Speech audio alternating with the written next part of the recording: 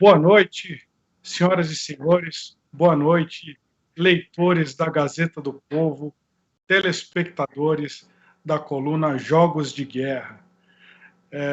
Como a gente faz todas as quintas-feiras, aqui às 9 horas, a gente tem uma entrevista aí na área de militaria, estratégia, e hoje nós viemos falar de um tema muito específico, que é a guerra espacial.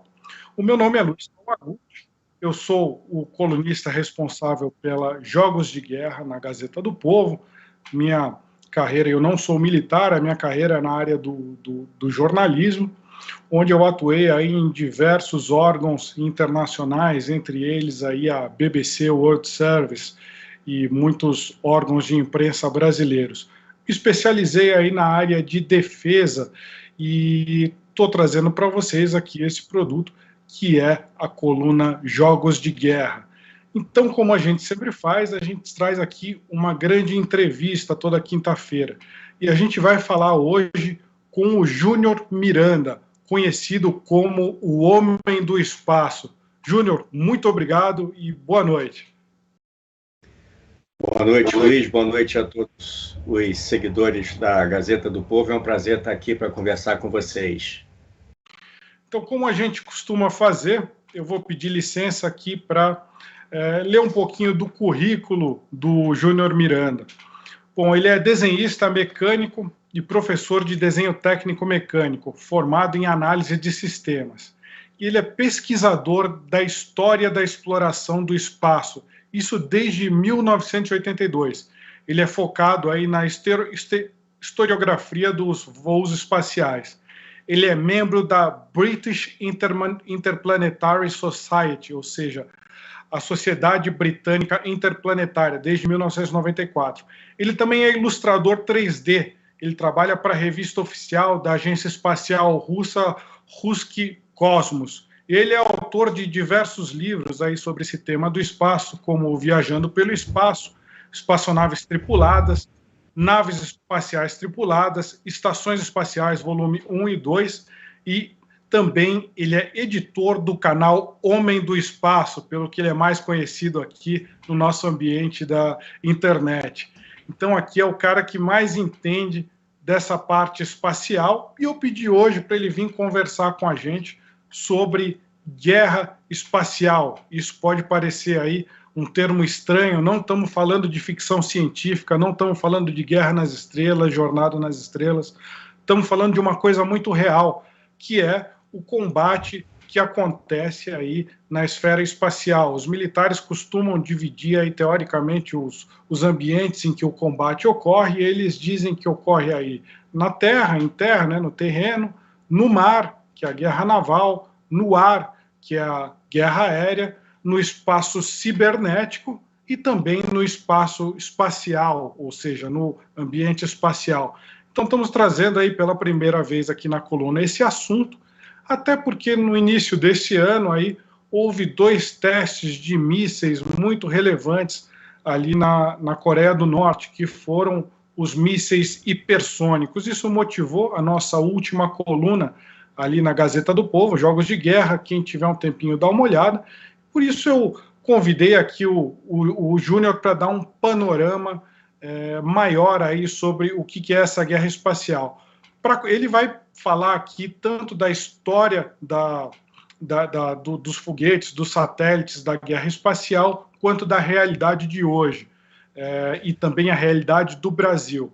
Então, só para começar, Júnior, o que te chamou a atenção esses disparos aí de mísseis que a Coreia do Norte fez no início desse ano, de mísseis hipersônicos? Qual que é a tua opinião sobre isso, antes da gente entrar na parte histórica aí da exploração espacial? O fato da Coreia ter feito mais um nessa série de testes só evidencia o quanto o governo lá norte-coreano ele investe seriamente no desenvolvimento desses e de outros tipos de armas e coloca bastante recursos para continuar manifestar o seu poderio ali na região, né? É absolutamente normal a atitude dos coreanos, que tem bastante ímpeto e bastante diligência no desenvolvimento de armas e mísseis, né? Armas, mísseis, etc., foguetes espaciais. Então, veremos mais testes como estes e outros testes de outros tipos de veículos por parte da Coreia do Norte, sem dúvida. Inclusive, a Coreia do Norte já tem capacidade de atuar muito mais longe ali do que se esperava, né? Que era os rivais dele, a Coreia do Sul e Japão. A gente vai falar isso mais para frente na live, mas como que está a capacidade deles? O que eles já conseguem acertar ali a partir da Coreia do Norte com os mísseis que eles têm? Os coreanos eles têm mísseis com alcance para chegar até o Japão, até parte da Rússia, e estão bem envolvidos no desenvolvimento de foguetes cada vez mais possantes para atingir alvos, né, com capacidade de atingir alvos na Europa e nos Estados Unidos. Os coreanos têm capacidade de lançar satélites em órbita, e toda nação que já chega na capacidade de colocar veículos em órbita tem todas as condições de expandir o seu raio de ação com os seus mísseis. Detalhe que os veículos lançadores, foguetes espaciais da Coreia e alguns mísseis militares são de tecnologia de combustível, de propelentes líquidos, que é um tipo de tecnologia mais rebuscada em comparação com outros foguetes, outros tipos de foguetes e mísseis estratégicos que são de combustível, de propelente sólido. Então, os coreanos dominam essas duas de grande importância, duas tecnologias de grande importância para mísseis militares. Maravilha. Antes da gente continuar aqui, queria agradecer a presença aqui dos nossos telespectadores, que o Robson, que não falta nenhuma live aqui, chegou bem no início hoje. Obrigado, viu, Robson? Obrigado, Yasmin, que está sempre aí. Obrigado aqui ao Matos. Bom, todo mundo aqui que está acompanhando, agradeço bastante a presença aí. Estamos formando aqui uma comunidade também para discutir esses assuntos estratégicos. Mas falando um pouco agora do início da história, Júnior, como começou a história de foguetes e de mísseis? O que veio primeiro? Foi o foguete ou foi um míssil? Quando começou a se falar aí em guerra espacial? Você pode dar um panorama histórico para a gente? A tecnologia de usar foguetes ela é muito antiga. Primeiro com foguetes parecidos com rojões, usados aí desde tempos na antiguidade pela China, e foi sendo utilizado com o passar dos anos até o século XIX, pequenos foguetes de combustível sólido, tipo rojões mesmo, e com aplicações apenas na guerra. No caso dos chineses, também nos fogos de artifício. Só que eram artefatos de pequena potência, e não eram motivo de muito investimento por parte dos exércitos.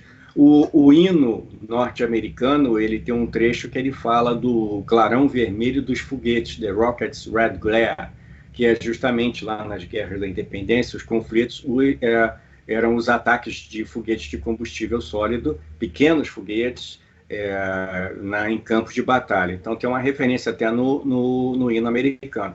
A era moderna dos foguetes espaciais, dos mísseis militares e foguetes espaciais, começou em meados do século XX, com as primeiras experiências práticas de entusiastas na Alemanha, na Europa Oriental, na Rússia, e com algum atraso depois nos Estados Unidos. Pouco atraso nos Estados Unidos.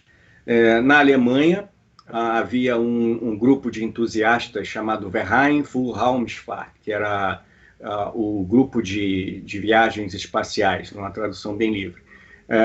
Eram entusiastas que começavam a produzir foguetes com propelente líquido. As primeiras experiências de construção de foguetes, de veículos propulsores de propelente líquido. Foram testados vários tipos de combustíveis, gasolina, álcool, etc.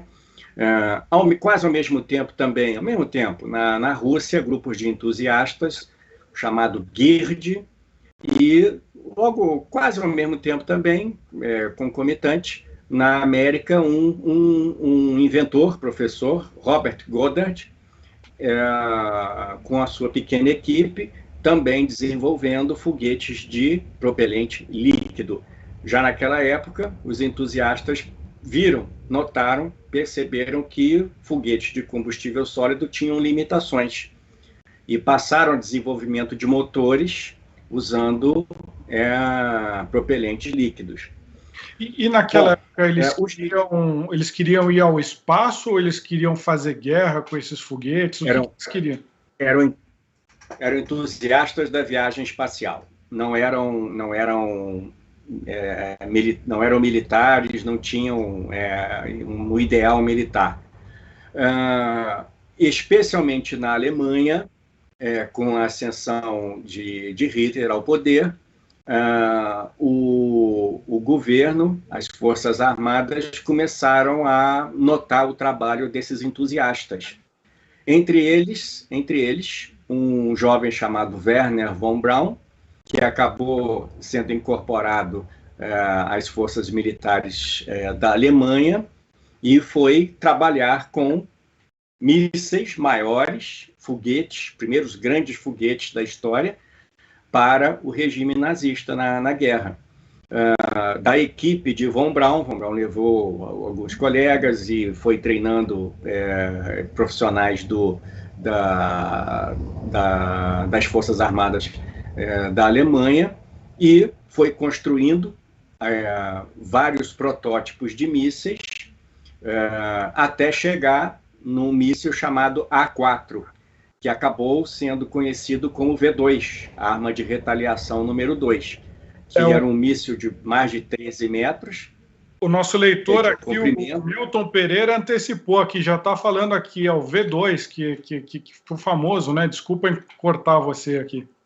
É o Vergeltungswaffen 2, o FAL-2, e era um foguete de mais de 13 metros de comprimento, era um foguete assim, era impressionante a aparência do V2, porque era de longe muito maior do que qualquer experiência que poderiam ter sonhado aqueles entusiastas de todos os lugares. E era um foguete capaz de atingir alvos a mais de 300 quilômetros, com uma ogiva de 1 tonelada.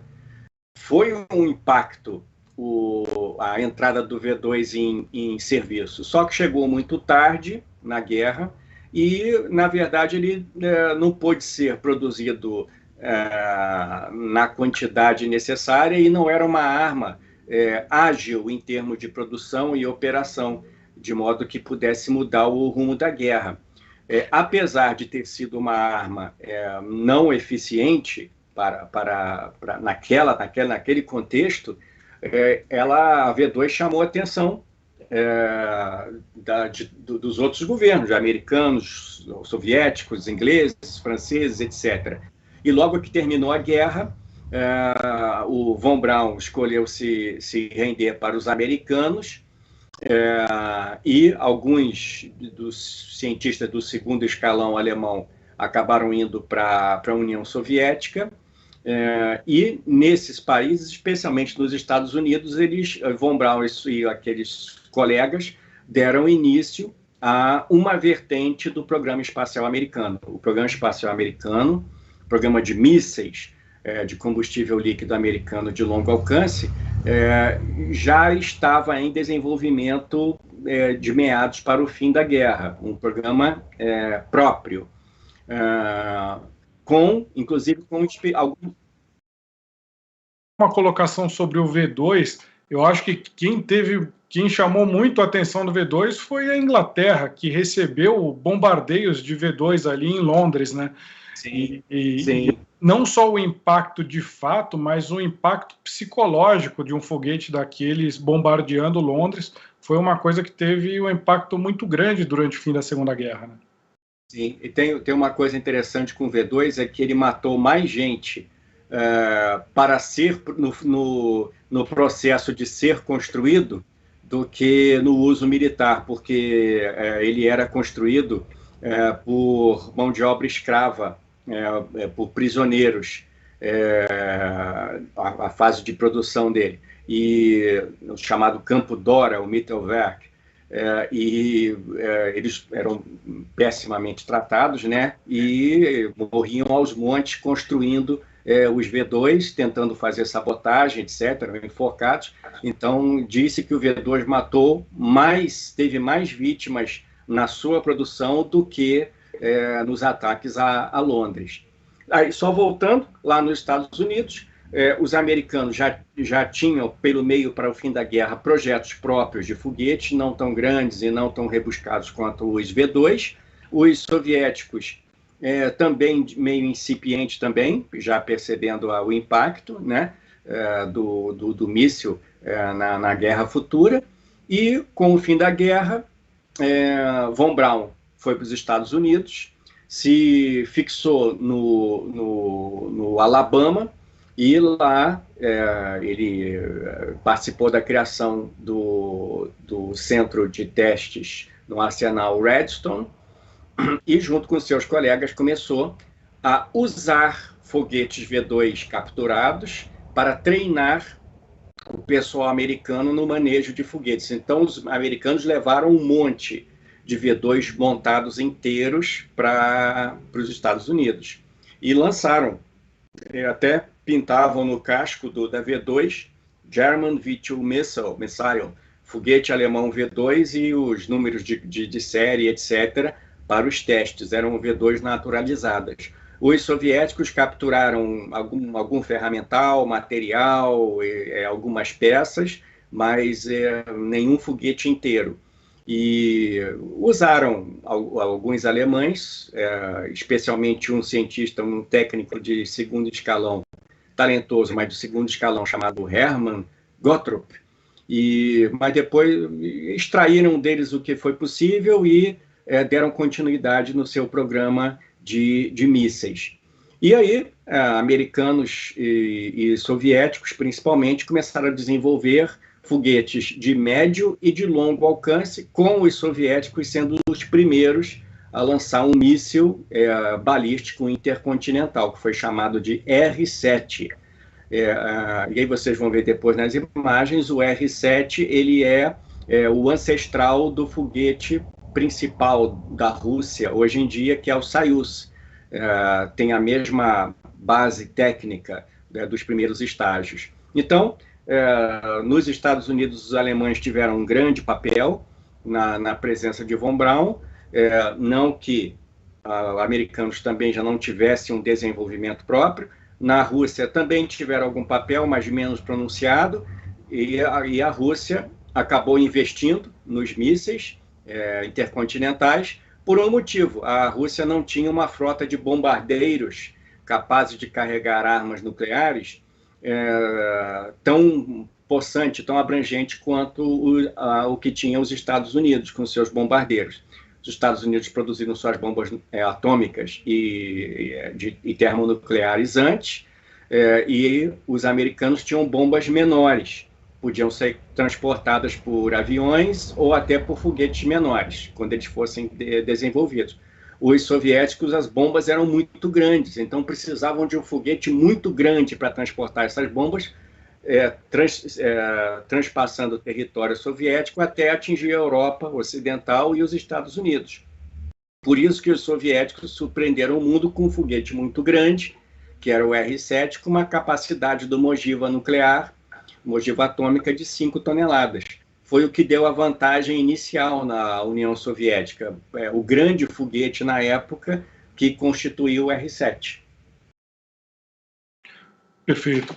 Até, se você tiver aí a imagem do R7, acho que seria legal a gente mostrar aqui para o telespectador aí. Isso, pode até colocar as imagens, que elas estão em ordem, eu já vou dando uma descrição aí para vocês e a gente vai emendando o papo, acho que o pessoal vai achar interessante. Perfeito. Dá uma olhadinha. Esse sim. Tem algumas imagens. Vamos lá.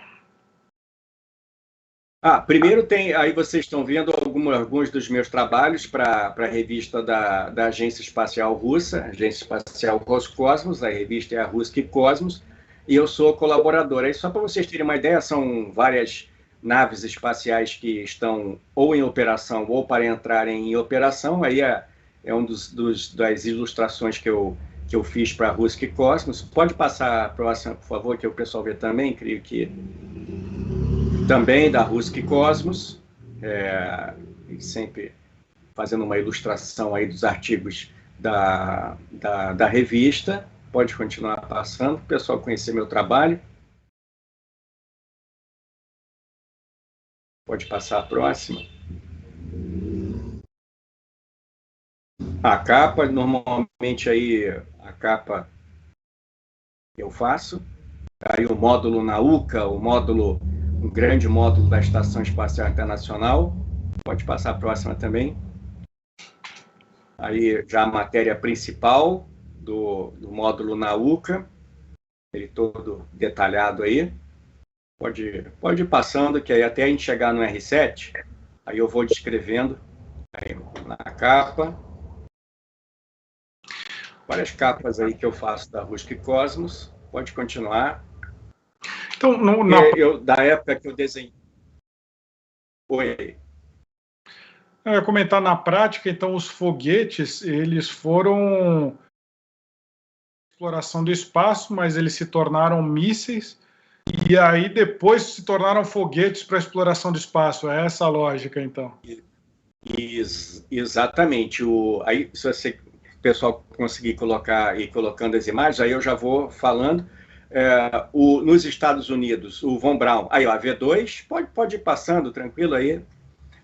Nos Estados Unidos, o Von Braun, ainda V2, o Von Braun, ele estabeleceu lá, como eu falei, em Redstone, construiu... e pode parar nessa aí, que aí a gente está vendo o R7, aí no fundo azul aí à esquerda, e no lado direito o foguete Soyuz. Vocês podem perceber que na parte de baixo dos foguetes, vocês veem aí uns cones, parecem uns cones, né? São os blocos, como a gente chama, do primeiro estágio. Na hora do lançamento, tanto o foguete central, o corpo central, que vocês podem ver essa parte aí cilíndrica aí do meio, tanto o bloco central, ele acende o seu motor, quanto os blocos laterais, os foguetes auxiliares. Todos os motores são acionados na decolagem, e, na época, para o R7, isso significava que não havia o problema de você acender o motor uma vez no espaço, que era um fator complicador na época. Então, os engenheiros soviéticos decidiram acionar todos os motores de uma vez, e conforme... tem até uma imagem bacana de um modelo do R7, todos os motores eram acionados, e esses cones aí, que os russos chamam de cenouras, esses cones eles eram largados a meio caminho e o bloco central continuava voando com o seu motor até colocar a carga em órbita ou colocar a ogiva atômica na direção do alvo, né? Então, o V2 é um exemplo de míssil militar e o R7 é um exemplo de míssil militar convertido para lançador de satélite. Do mesmo jeito, os americanos já tinham um projeto chamado Atlas, que era um foguete bancado pela Força Aérea Americana, e para uma utilidade militar, e depois virou lançador espacial, e a Marinha ela bancava o Vanguard, que era um foguete eminentemente científico, e que acabou tendo problemas quando foi estrear. E o Exército, que recebeu Von Braun, passou a bancar o Redstone. o Redstone, uma modificação dele, foi usada para lançar o primeiro satélite americano, o Explorer. Os russos, soviéticos, já tinham lançado o Sputnik 1 com um foguete derivado do R-7. Então, foguetes começaram lá nos primórdios como entusiastas, queriam viagem ao espaço, foram percebidos como arma, principalmente pelo governo da Alemanha nazista, e depois, com o fim da guerra, foram usados, foram empregados como armas estratégicas por primeiro americanos e soviéticos, depois franceses, ingleses, etc.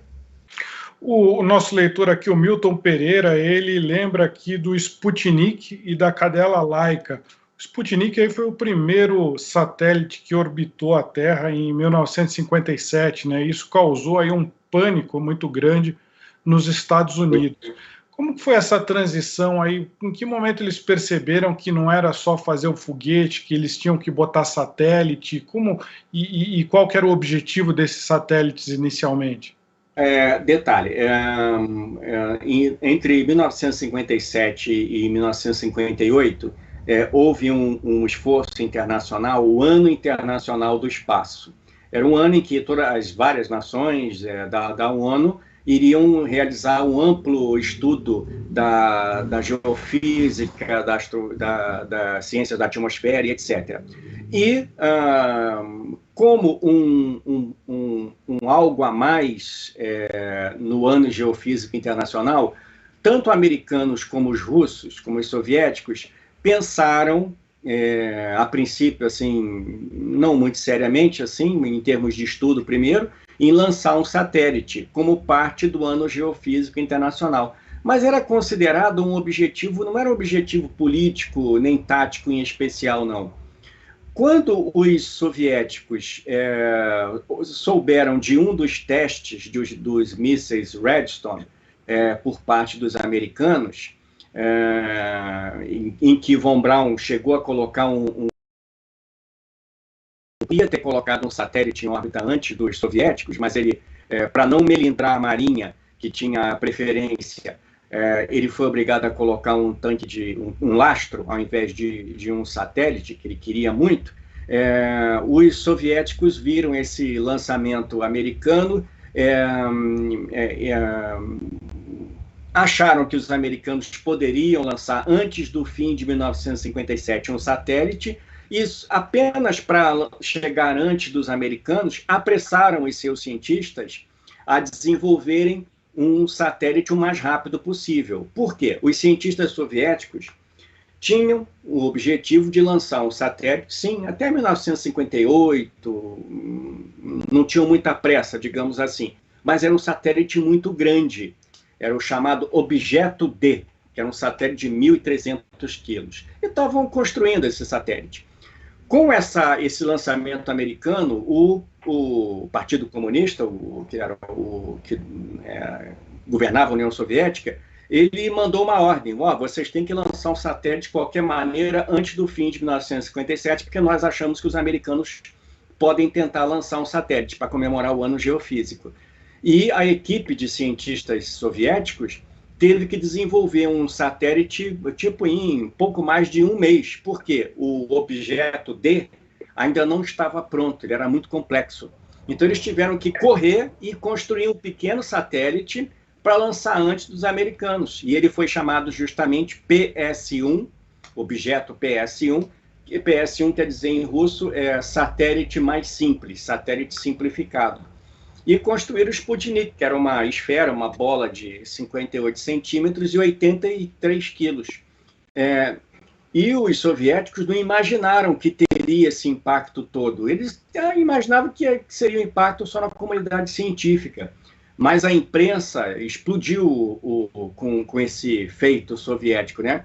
E logo depois do lançamento eles perceberam e logo encomendaram um segundo satélite mais simples, para colocar um animal no espaço, que foi isso que o leitor falou, a Laika, a cadela Laika, que também foi um satélite desenvolvido a toque de caixa para causar mais impacto. Os soviéticos perceberam o valor dos lançamentos espaciais, dos feitos espaciais como propaganda. Depois os americanos correram atrás com aquele Mercury, né, que foi o equivalente americano de botar os astronautas, que eram pilotos de caça, fazendo a volta, orbitando o planeta. Até recomendo, quem quiser ler alguma coisa interessante sobre isso, tem o livro Os Eleitos, do Tom Wolfe, que é muito interessante sobre essa história. E depois teve até o projeto que levou a chegada na Lua, né? Ou seja, eles acabaram avançando aí na frente dos soviéticos. Então eu trago aqui uma pergunta do Robson Martins Bezerra. Ele diz o seguinte: por que os Estados Unidos não deram um chá de sumiço nos soviéticos depois disso? Porque a gente vê ainda que hoje em dia os ônibus espaciais americanos, por exemplo, eles não voam mais, e os Estados Unidos depende aí ou da iniciativa privada ou de espaçonaves russas para chegar na estação espacial. Por que os Estados Unidos não conseguiu se distanciar assim de hoje o que é a Rússia? Como que você vê isso? Não, na verdade, o ônibus espacial, o Space Shuttle, era um veículo espacial. O principal defeito do Space Shuttle era o custo, tá? E uma inerente falta de segurança. Mas isso era aceito pelos astronautas. O ônibus espacial, como a gente conhece, ele é o veículo espacial mais avançado e mais flexível que já foi colocado em operação. O detalhe novamente, era o preço, o custo dos lançamentos, tá? Era uma nave que podia ser reutilizada, tá? Só que os americanos perceberam que o investimento do governo em espaçonaves, no desenvolvimento e na operação, não era custo-benefício. Então, já há bastante tempo, o governo americano ele emitiu um decreto dizendo que ele iria solicitar à iniciativa privada, deixar a cargo das empresas privadas, desenvolver espaçonaves tripuladas e que seriam alugadas, compradas à oportunidade de voo pela NASA, enquanto a NASA se dedicava a outros projetos, entre eles uma nave espacial que se chama Orion, que é uma nave destinada a ir até a Lua e voltar com astronautas. Então, foi uma medida assim, bastante lógica, como funciona os Estados Unidos, deixar para a iniciativa privada a construção e operação das naves. É bom lembrar que todas as naves espaciais americanas foram construídas por empresas privadas, a soldo da NASA, com o projeto da NASA, mas em conjunto com os cientistas da North American, da McDonnell Douglas, da Boeing e uma série de outras. Então, foi para aliviar a carga do desenvolvimento e custos, etc., de projeto de espaçonaves para transporte de astronautas.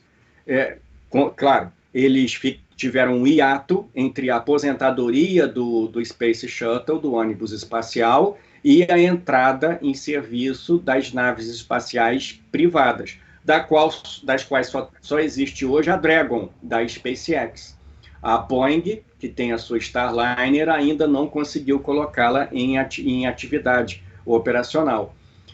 E está certo, eles tiveram que alugar assentos a bordo da nave russa Soyuz, que é uma nave extremamente confiável, uma nave muito capaz e muito versátil, é uma espaçonave fantástica, muito segura, e que garantiu, desde os tempos da União Soviética, que a Rússia soviética, ou a Rússia, a Federação Russa, tenha tido sempre uma presença humana no espaço desde lá dos anos 80, enquanto os americanos não puderam, durante o intervalo entre 2011 até ano retrasado, não tinham capacidade de lançar seus astronautas com suas espaçonaves. Foram dois caminhos. Os americanos eles passaram da nave Mercury, de 1 tripulante, para a nave Gemini, de 2 tripulantes, a nave Apollo, que foi à Lua, pararam tudo para desenvolver o Space Shuttle, prometeram o Space Shuttle como uma nave barata, que iria voar 50 vezes por ano, viram que isso era uma coisa totalmente irreal, mas como já tinham construído várias espaçonaves, tiveram que usar, tinham que justificar o investimento. E era uma nave que podia ser usada várias vezes. Os soviéticos, depois os russos, fizeram a sua nave Vostok para 1 tripulante, a sua nave Voskhod para até 3 tripulantes, e a Soyuz, cujo modelo mais novo está em uso até hoje. A Rússia se apegou a Soyuz, sempre com 3 tripulantes, enquanto os americanos deram alguns saltos, né, no desenvolvimento. Foram dois caminhos distintos. Agora, indo para o nosso tema principal aqui da live, que é a guerra no espaço. Antes, queria dizer aqui para o telespectador, para o leitor da Gazeta do Povo, quem quiser mandar aqui perguntas para o Júnior, bota aqui nos comentários que eu leio aqui para ele responder. Mais uma vez, obrigado pela presença. E vamos lá, Júnior, falando de satélites, qual que é o papel dos satélites na guerra moderna hoje? É uma questão de vigilância, é comando e controle? Para que serve o satélite hoje em dia? Os satélites servem para você manter um olho nos seus adversários, você espionar as forças inimigas, etc. Você escutar os sinais, escutar as transmissões,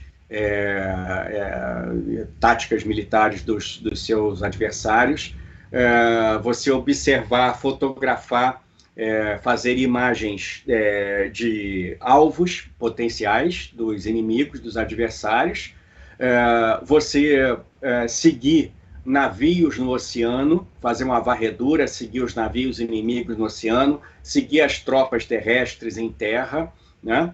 E também, se você precisar, você usar o seu satélite para atacar, desabilitar, anular uma espaçonave de outro país. Isso seria considerado um ato beligerante, um ato de guerra, então não foi feito nenhum ataque até hoje de uma nação para outra, por meio de uma espaçonave. Mas já foram feitos testes do próprio país, lançando uma arma para destruir um satélite alvo desativado como ensaio. Isso acontece desde lá pelos fins dos anos 60, anos 70 e 80, até hoje, por americanos, chineses e russos também. Então, o satélite ele tem um importantíssimo papel nos desenvolvimentos, nas atividades militares. Um satélite, se eu destruo um satélite do meu inimigo numa hipótese de guerra convencional, esse inimigo vai ficar vulnerável, porque, por exemplo, ele não vai conseguir detectar um ataque aéreo chegando, um ataque naval se aproximando, ele não vai conseguir coordenar as suas tropas no terreno, você acaba privando ele ou dificultando que ele controle as suas próprias forças, é por aí? Em até certo ponto, porque os países eles não têm só digamos assim, só um satélite de vigilância, ele tem vários satélites, tá? E um pode cobrir a falta de outro. Outro detalhe é que não é tão simples você colocar um satélite caçador para destruir um satélite alvo do seu inimigo. Por quê? Muitos desses satélites de observação ficam em órbitas que, por razões técnicas, são mais complexas de você atingir. Então, se você lançar um satélite caçador para destruir um satélite do seu inimigo num clima de guerra, assim que você lançar esse satélite, ele começar a manobrar até ele coordenar, fazer uma convergência com o alvo, a outra nação, a nação que está sendo atacada, vai perceber que a nave, a caçadora, está se dirigindo.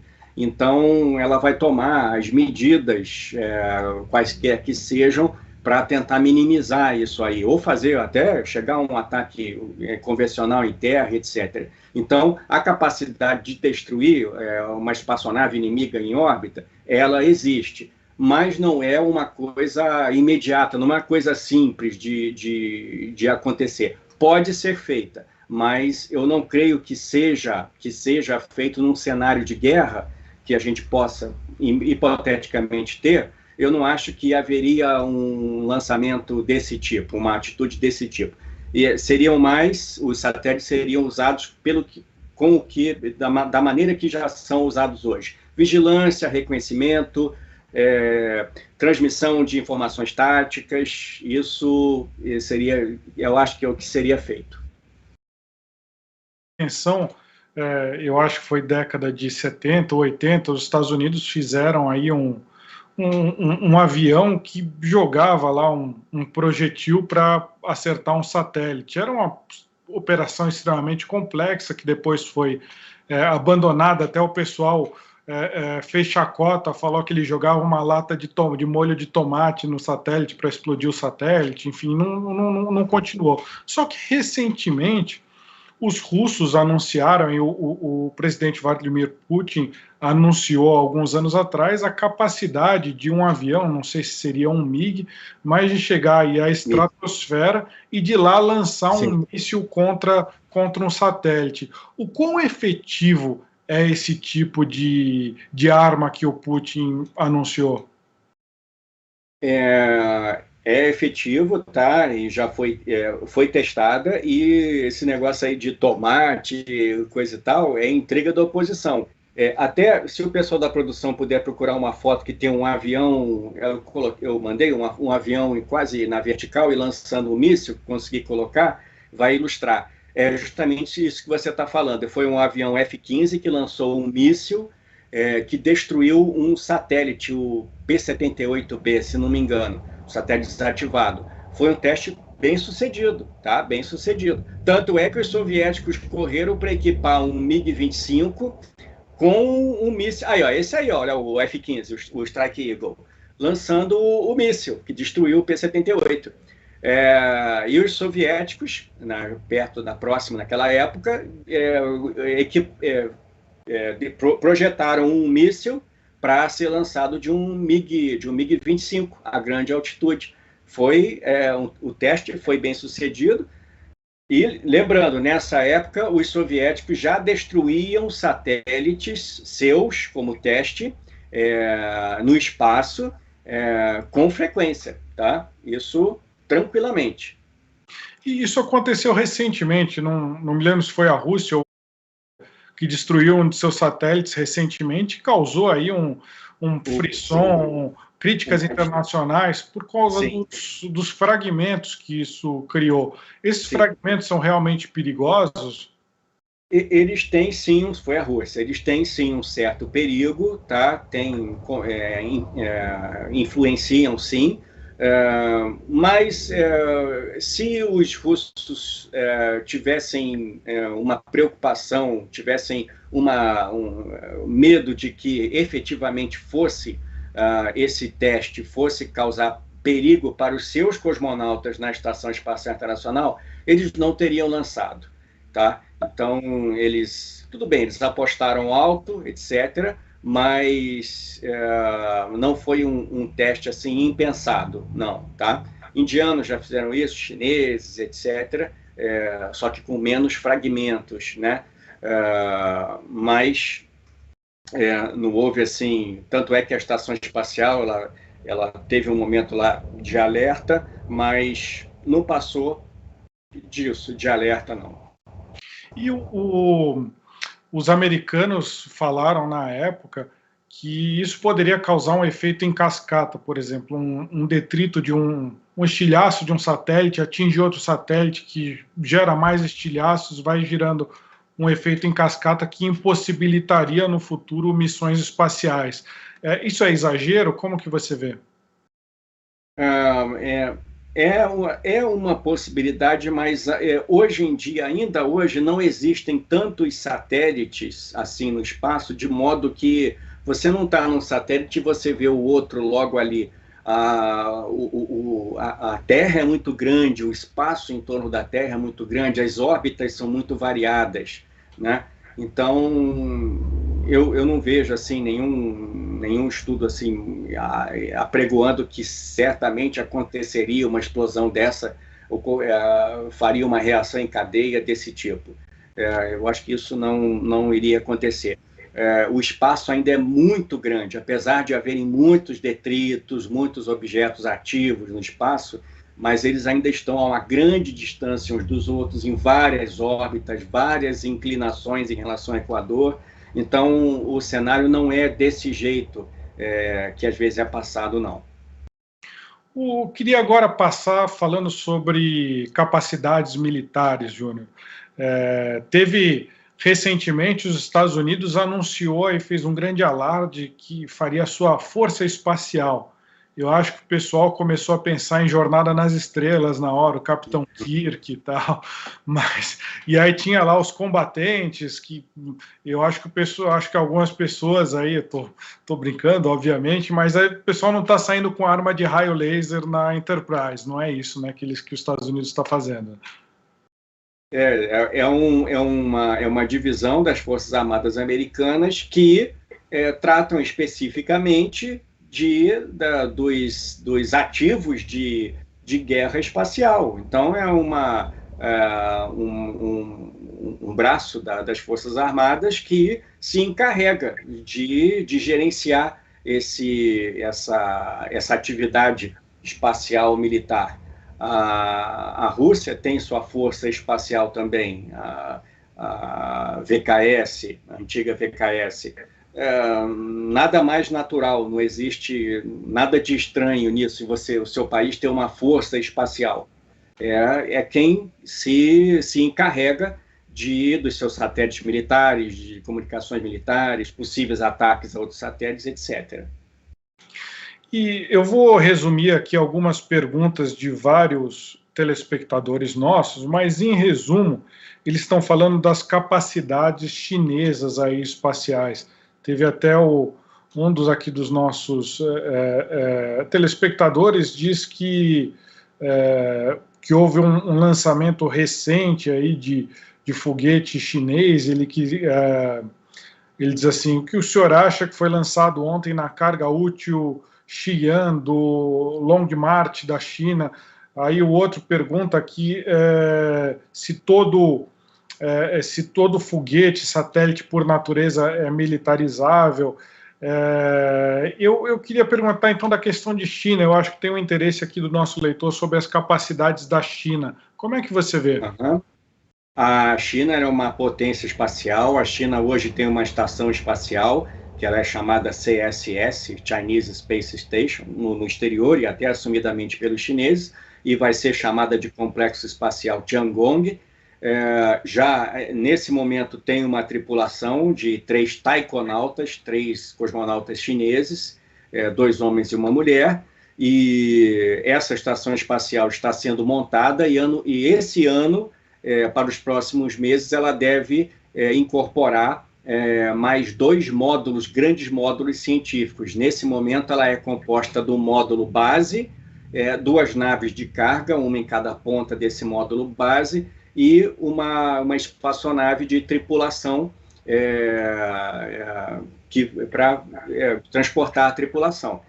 Os chineses têm vários foguetes lançadores da série Longa Marcha, tem outros lançadores Kuaizhou, outros tipos de lançadores menores, tem capacidade de lançar vários tipos de satélites em várias órbitas.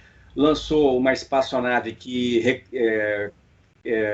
colheu amostras do solo lunar, da Lua, solo lunar, retornou à Terra com essas amostras, pousou uma espaçonave em Marte com um JIP, um rover, um veículo de rodas na superfície marciana, tem uma nave espacial em órbita marciana e tem contratos com a Agência Espacial Europeia para cooperação espacial com astronautas europeus e equipamentos científicos europeus sendo levados para a estação espacial chinesa. Os lançamentos chineses, grande parte deles são lançamentos civis para a economia chinesa, observação da Terra, pesquisa científica, etc. Alguns satélites de comunicações, outros satélites militares, especialmente, e outros satélites de teste, de tecnologia, que são satélites onde eles colocam vários instrumentos e equipamentos que eles podem usar futuramente em alguma missão militar, ou civil, ou comercial, que seja. Então, a China é uma potência espacial, na minha opinião, madura, tá? Vocês podem comprovar por si próprios, pesquisem na internet, espaçonave chinesa na Lua, várias já estiveram na Lua, estão na Lua, uma está em Marte, tem um Jeep automático em Marte, e uma estação de pesquisa pousada no planeta e outra em órbita, e eles têm tripulações no espaço. Eu vou até mostrar aqui para você. Essa aqui é a nave espacial chinesa, a Chenzhou. Essa aqui é a espaçonave, olha. Essa é a nave espacial que fica acoplada na estação espacial chinesa, e ela é lançada por esse foguete aqui, por coincidência, ó, o Longa Marcha 2F. A espaçonave fica aqui dentro, ó, na carenagem, na coifa de cabeça. Esse aqui é um foguete de praticamente 500 toneladas, tem 60 metros de altura. É um foguete de altíssima classe. Então, a China ela é terceira para a segunda potência espacial em termos de avanço, tá? Rivalizando, podemos dizer, com a Rússia, tá? E, fez uma coisa que os americanos não fizeram, que é trazer essa amostra do solo lunar de volta à Terra, coisa que só a União Soviética tinha feito em 1970 pela primeira vez, e os chineses fizeram em 2020. Os americanos não conseguiram até hoje, nem se interessaram em construir uma espaçonave que trouxesse amostras da Lua e por modo automático, mesmo porque eles foram lá pessoalmente. Mas foi um grande avanço chinês. Esse é um exemplo do avanço chinês. A China é uma potência espacial. Em relação a mísseis, a China também é uma potência aí considerável. Que capacidade? Sim. A gente ouve dizer que a quantidade de mísseis aí, os chamados ICBMs, né, os mísseis balísticos que transportam ogivas nucleares, que eles não teriam em quantidade comparável aos americanos e aos russos, mas que eles já detêm essa tecnologia de forma avançada. Você concorda com essa assertiva? Sim, eles têm em número suficiente para causar estrago. Posso garantir. Eles podem não ter tantos quanto os americanos e russos, mas os que eles têm já causariam um estrago que garante que a China não seja atacada. Ninguém é maluco de atacar a China, né? Nem os Estados Unidos, nem a Rússia, né? Porque tem armas nucleares, né? E mísseis que podem transportar. Então, eles têm números suficientes, tá, para se garantir. E já há muitos anos, os primeiros mísseis de longo alcance chineses foram colocados em atividade operacional nos anos 70. Eram mísseis Fengbao e os primeiros exemplares do Longa Marcha, tá? Então, a China também é uma potência em foguetes intercontinentais, foguetes de médio alcance, tanto de propelente, combustível sólido, quanto líquido, tá? Dos mais variados tipos. E eles poderiam atingir os Estados Unidos ou qualquer parte dos Estados Unidos, esses foguetes chineses, em tese? Sim, tranquilamente. Tranquilamente. Uma das coisas aqui que a gente vem falando é desde a disputa comercial, a guerra comercial entre Estados Unidos e China, iniciada em 2018, com tarifas que o governo Trump impôs à China e foi retaliado, depois sanções econômicas. Isso também se revelou numa disputa militar com o presidente Xi Jinping chinês, falando que deseja aí, superar a potência militar americana. E no ano passado, eles fizeram um teste de míssil que chegou a ser chamado aí por alguns comandantes americanos com o momento Sputnik, porque os Estados Unidos descobriram que eles estavam dominando a tecnologia do míssil hipersônico. O míssil hipersônico ele é um pouco diferente do míssil balístico. Você me corrija se eu estiver errado, mas o míssil hipersônico ele não viaja tão rápido quanto um míssil intercontinental, mas ele tem uma capacidade maior de evitar os radares, evitar as defesas, e não haveria aí uma defesa aérea capaz de interceptar esses mísseis hipersônicos. Por que a gente está falando disso? Por que esse assunto estrategicamente é importante, na tua opinião? Porque é mais um aspecto do desenvolvimento de armas que um determinado país pode adicionar ao seu ativo tático de ataque, de dissuasão. Então, é uma tecnologia que os chineses agora estão dominando, os indianos também, e que colocam mais uma opção no seu arsenal, tá? Veículos espaciais hipersônicos têm essas aplicações militares e podem ter aplicações também futuramente civis e comerciais.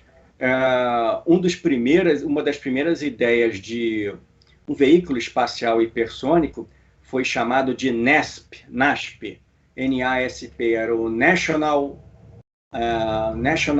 Aerospace Plane.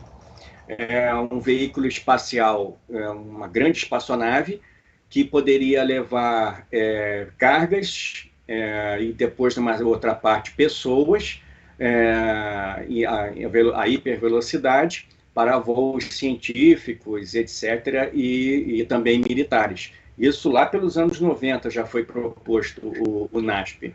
E a adição aí desse tipo de veículo espacial transatmosférico é mais um ativo que os países mais avançados eles julgam necessário ter para adicionar na sua frota e ter mais uma opção de dissuasão, né?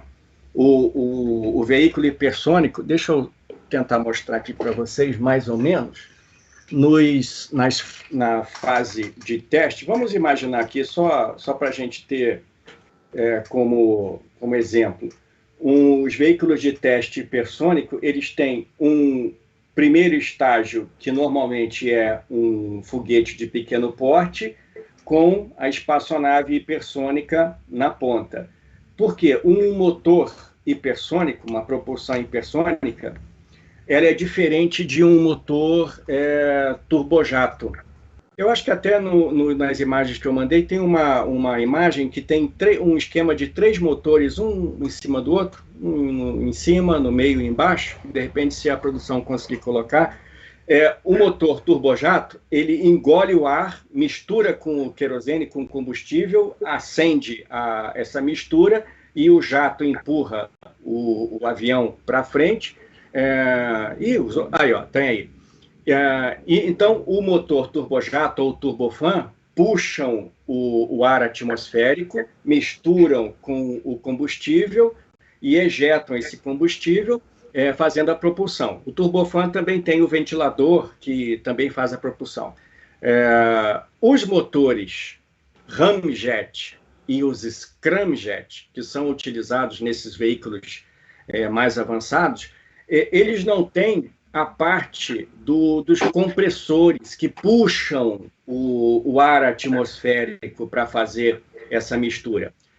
Eles simplesmente abrem essa boca do admitor, da admissão, e o ar entra em grande velocidade, não precisa de praticamente poucas partes móveis, e já é automaticamente jogado na câmara de combustão para ser queimado. A parte de cima das imagens é um motor turbojato, tá? Ele engole o ar, mistura com o combustível e ejeta o ar é o azul, a queima na câmara de combustão é o vermelho e o amarelo é a saída dos gases, que toca a turbina e etc.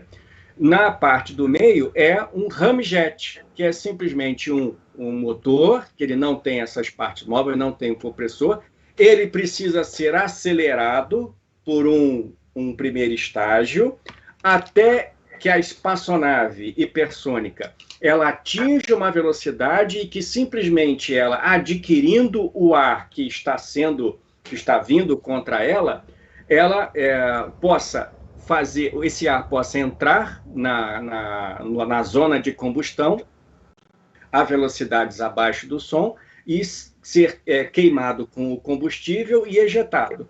O scramjet, ele ainda é mais rápido e essa queima, ela é uma queima supersônica e ela fornece mais potência e mais desempenho. Por isso, então, que é necessário, esse veículo hipersônico precisa de um foguete, tal como o 14X, você precisava de um foguete de primeiro estágio e, digamos, a espaçonave, o veículo hipersônico, era acelerado e aí ele acionava o seu motor e fazia o seu trajeto transatmosférico, atingindo até Mach 10 vezes a velocidade do som, que é o que se preconiza aí para esse tipo de veículo, tá? Então, é uma arma interessante e tem aplicações também científicas e comerciais. E eu acho que uma das grandes dificuldades disso é a engenharia aí dos materiais, né? Porque as naves espaciais, elas voam no espaço onde não tem a resistência do ar, né? E essa nave, ela tem que voar na atmosfera a uma velocidade astronômica aí, né? Então, não é tão fácil desenvolver esse tipo de arma. O Júnior mencionou aí, o Brasil está perseguindo essa tecnologia também. O projeto chama 14X, em homenagem aí ao 14 bis do Santos Dumont, pai da aviação, sim, mas está numa fase mais inicial. Foi feito aí um primeiro voo em dezembro do ano passado, em que o objetivo era acionar esse motor que o Júnior acabou de descrever. Ele vai ter uma série de outros testes aí que vão passar por todas essas etapas que o Júnior explicou. Então, o que eu ia te perguntar, Júnior, a gente tá atrás dessa tecnologia, mas a gente está bem atrás de países como Rússia e Coreia do Norte, né? Sim, mas eu queria destacar assim, a competência assim, dos nossos técnicos e cientistas, Força Aérea Brasileira, DCTA, etc., as empresas envolvidas, porque com todas as dificuldades o nosso país já, com muito orgulho, conseguiu fazer esse primeiro ensaio, né? Entrando assim no jogo que países que já têm programas espaciais muito robustos, né, já estão fazendo. Então, eu acho um ponto bastante positivo. Não estamos, é claro, em pé de igualdade, nem de longe, com esses países, mas eu acho que é louvável isso e é muito interessante, é muito bom saber que os nossos profissionais do setor espacial, que são muito talentosos, tá? São tidos como um dos mais talentosos do mundo, tá? Os cientistas brasileiros, os técnicos brasileiros, muitos vão para o exterior, porque lá encontram local de trabalho. Então, a nossa mão de obra espacial, uma mão de obra relacionada aos ativos espaciais, é muito competente, tá? Eu concordo contigo e eu até lembraria que, apesar dos Estados Unidos já ter lançado o seu motor scramjet, ele não tem ainda um veículo funcional. A Rússia já tem, a China parece ter aí, e os Estados Unidos ainda não tem. E o Brasil está perseguindo aí essa tecnologia, o que eu concordo contigo dele já terem feito um primeiro voo já é uma coisa impressionante, né? Num país que tem falta de recursos, num país em que o Estado não é responsável por financiar a sua base industrial de defesa. Ela se mantém por exportações, por financiamentos de bancos privados. Falando do Brasil, eu acho que uma coisa que, principalmente para quem não está tão que não está tão familiarizado com esse assunto, uma coisa que sempre vem aí é uma notícia trágica, que é a questão da explosão do foguete, o veículo lançador de satélites na base de Alcântara, que aconteceu há alguns anos. Infelizmente, aí matou uma quantidade muito grande de cientistas que eram competentíssimos do Brasil. Eu acho até que de uma forma grosseira, tem gente que até faz piada, o foguete explode e tal, mas lembrar que assim, dezenas de foguetes, não sei se posso falar centenas de foguetes americanos explodiram no seu lançamento, e o Brasil não é aquele país tabajara que faz tudo errado, não é bem assim, mas aconteceu um acidente terrível. Você pode falar um pouco desse acidente de Alcântara? O Brasil já vinha há muitos anos perseguindo a construção do chamado veículo lançador de satélite, que era o VLS.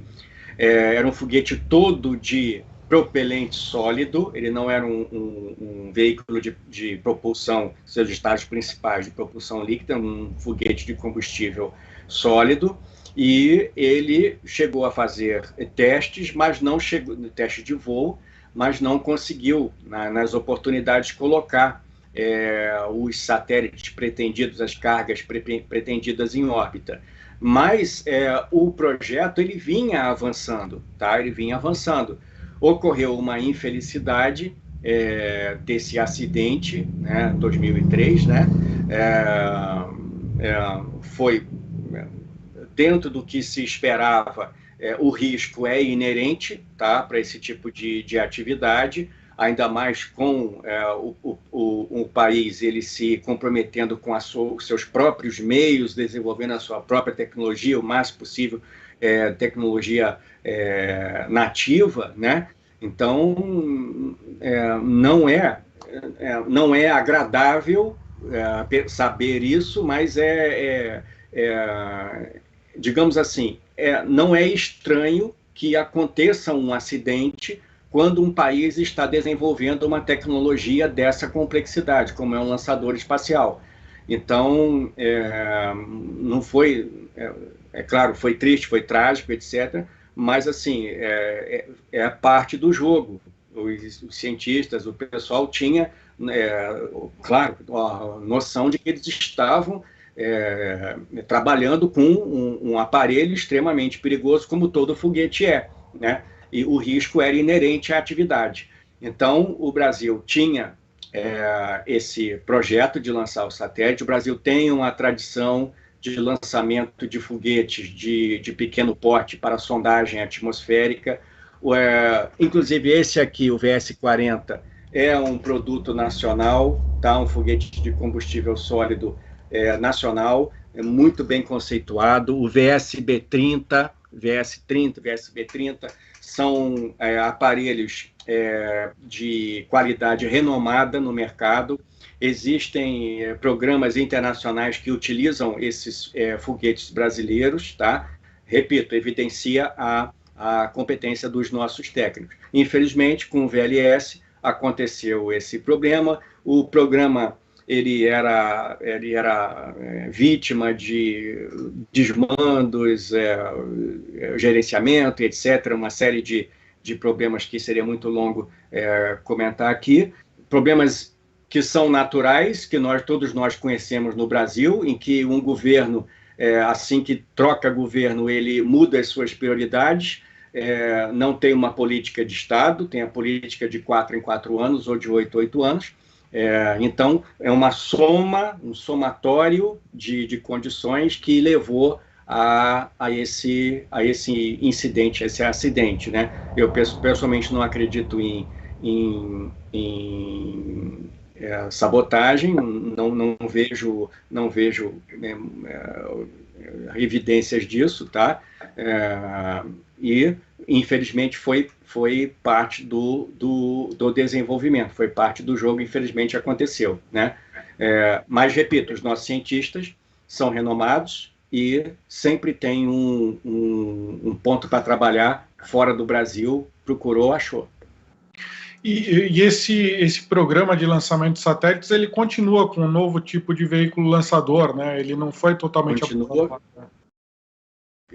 Continua aí já há algum tempo, né, a construção, o desenvolvimento de um lançador de microsatélites, satélites pequenos, né, um lançador ágil, né, e que esperemos seja levado efetivamente a cabo, né.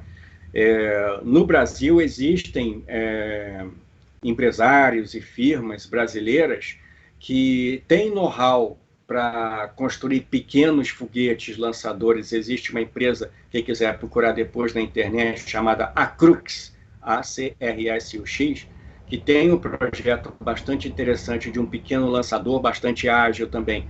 Eu acho que governo e sociedade deveriam dar atenção a estes abnegados, né, se é que podemos dizer assim, que, contra todos os problemas, estão projetando e desenvolvendo lançadores, tá? Eu acho que isso deveria ser visto, ser brindado com algum tipo de incentivo também, porque cobriria um mercado que é o mercado de pequenos satélites, que é um mercado emergente e que está numa boa fase e vai continuar assim por muito tempo. Antes da gente entrar nessa parte da iniciativa privada, em termos a gente falou de mísseis aí de grandes potências. O Brasil tem algum míssil que ele tenha desenvolvido ou que ele tenha comprado que ele possa usar aí, não como um míssil nuclear, mas um míssil de longo alcance? Muito se falou do desenvolvimento do AVTM-300, que é um projeto estratégico do Exército, que é um míssil que alcançaria 300 quilômetros. O que o Brasil tem aí em capacidade de mísseis, do teu conhecimento? Comparável aí com o que a gente vê lá fora, não tem nenhum míssil assim, como a gente vê foguetes aí de alcance intermediário, intercontinental, não tem. O Brasil é conhecido por fornecer essas baterias móveis de foguetes, né? Grande experiência com esses tipos de armas, né? Mas não tem nada que a gente pudesse dizer isso, que pudesse se comparar com mísseis que a gente vê por aí lançados da China, que podem atingir a Rússia, os Estados Unidos ou o Japão, etc. Não há, assim, algo que a gente possa dizer nesse sentido. Qual que é a tua opinião?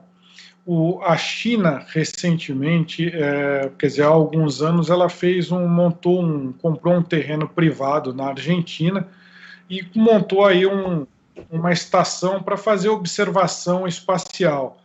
Mas muitos desconfiados, inclusive até dentro do governo atual do Brasil, desconfiam que a China poderia estar exercendo outro tipo de atividade militar e de inteligência envolvendo satélites nessa base da Argentina. Você tem alguma opinião sobre esse assunto?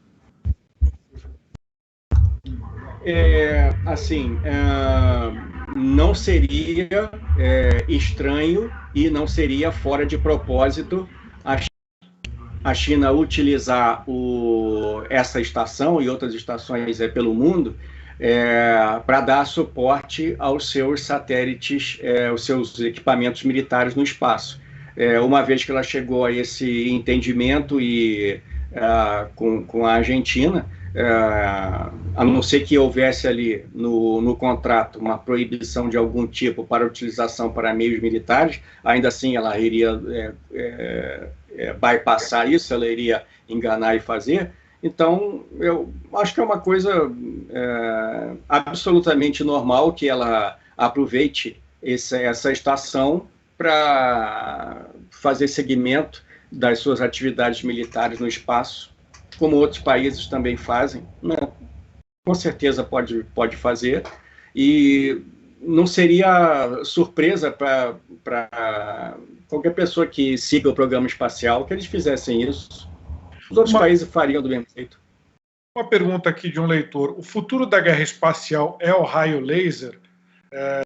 Você tinha me falado que dá para abater satélites com raio laser, é por aí? Você não precisa necessariamente abater o satélite, você pode cegar os sensores pode ser com um dispositivo de raios eletromagnéticos, né, luz, etc., laser. Você pode confundir os sinais, você pode fritar os componentes eletrônicos com uma detonação nuclear próxima. Isso num cenário muito grave, né? Mas você não precisa necessariamente ter uma arma de laser. O exemplo do primeiro satélite caçador, que foi da União Soviética, ele não usava laser, ele usava tipo uma granada.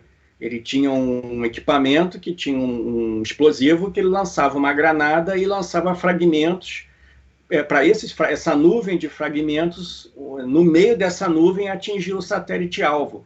Então, você não precisa ter um laser que faça um apontamento perfeito para você atingir outro satélite, ficar ali focando nele. Você simplesmente pode jogar um veículo caçador com uma granada, entre aspas, e você, com muito mais eficiência e gastando menos recursos, você desabilitar o satélite do seu inimigo.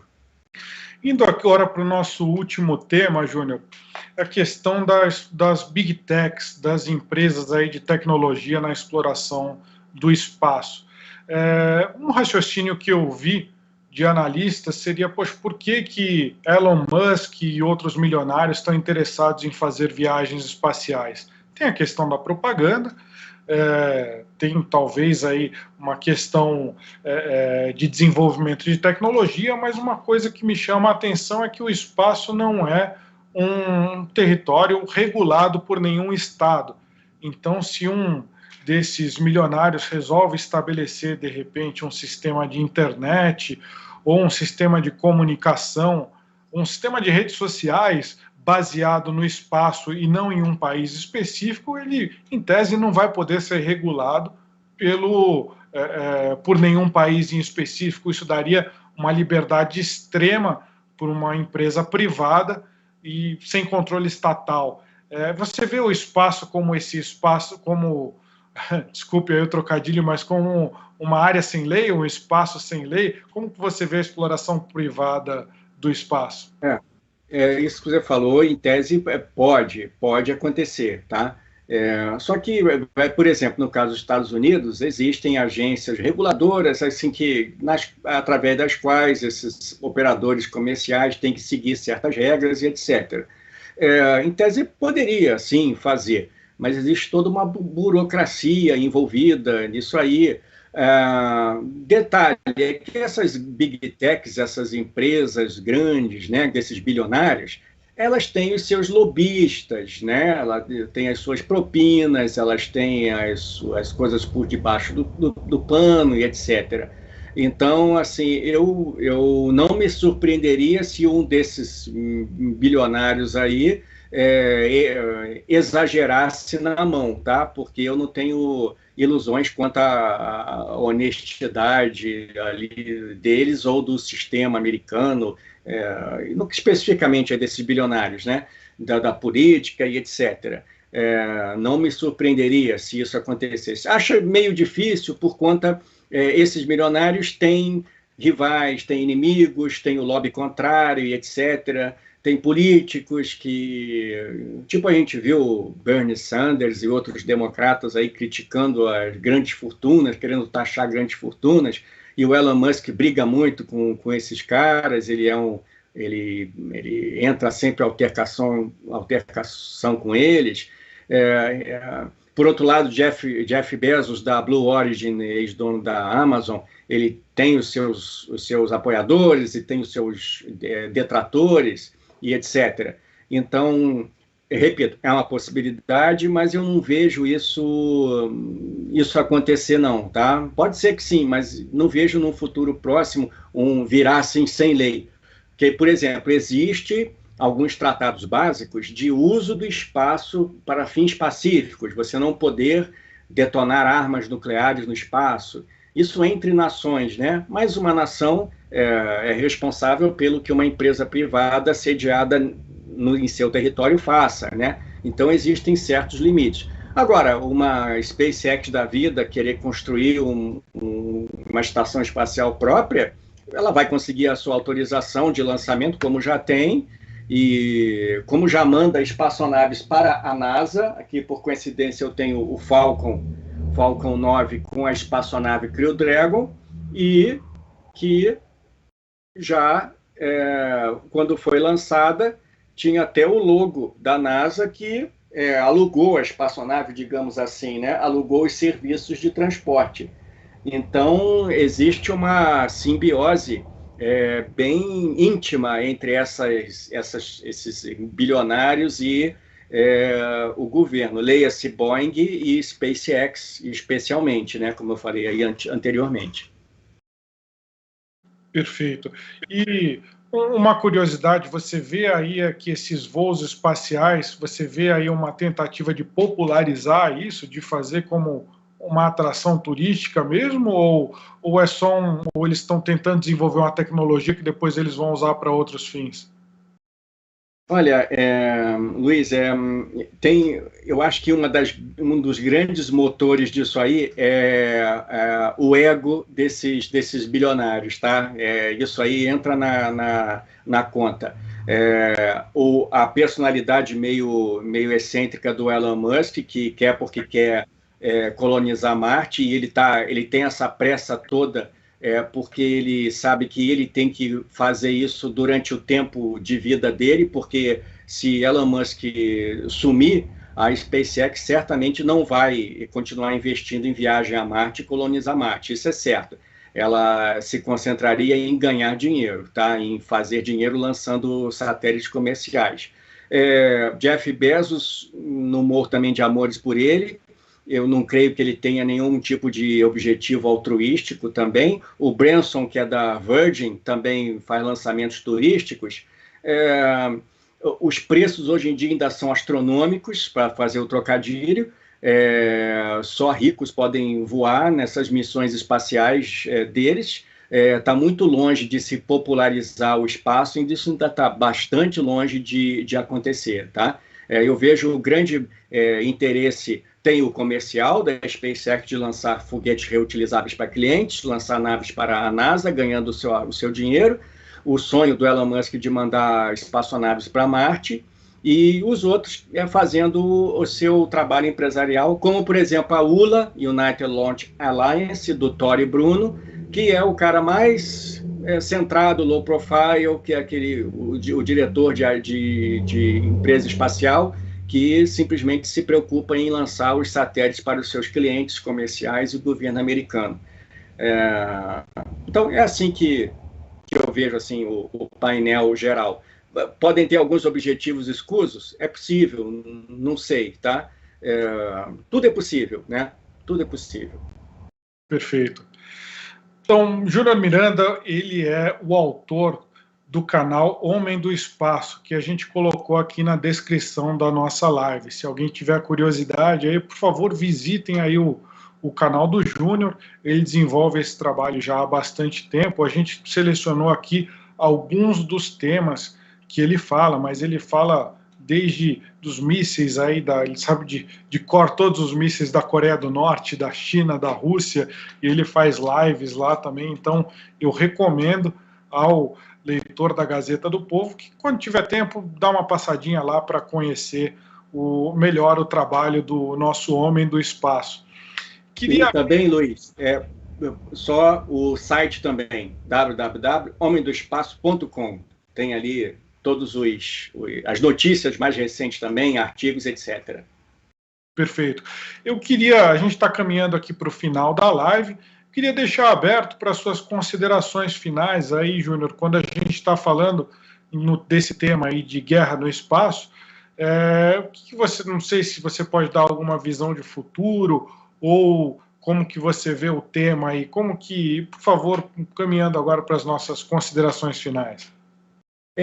O espaço ele é um prolongamento das nossas qualidades e defeitos humanos. Quando o homem partir para outros planetas, ele vai levar o que há de melhor e o que há de pior, né?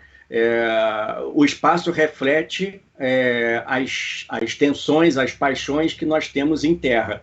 Então, podem ter certeza, se os eventuais conflitos e desavenças eles evoluírem para algo mais efetivo, belicamente falando, o setor espacial será um dos pontos-chave, sem a menor dúvida. Mísseis, satélites, espaçonaves e qualquer tipo de ativo espacial será parte, sim, desse cenário, com certeza. Perfeito. Tem alguns leitores aqui que deixaram algumas mensagens até pessoais para você, Júnior. Quando você tiver um tempo, dá uma olhada lá no chat que ficou da nossa live. Infelizmente não dá para a gente colocar aqui todos os comentários, mas eu queria agradecer muito aí a tua presença com a gente aqui hoje. Queria especialmente agradecer aí ao leitor da Gazeta do Povo, ao leitor da coluna Jogos de Guerra. Se puderem, dar o likezinho aí da nossa live, que a gente depende dele para continuar aqui o trabalho na Jogos de Guerra. Eu convido aí os senhores e as senhoras para estarem aqui com a gente na próxima quinta-feira, às 21 horas, que a gente vai tratar de outro tema aí de estratégia, ou de conflito, ou de geopolítica. Uma boa noite a todos e boa noite, Júnior. Obrigado pela presença. Boa noite, obrigado, um abraço.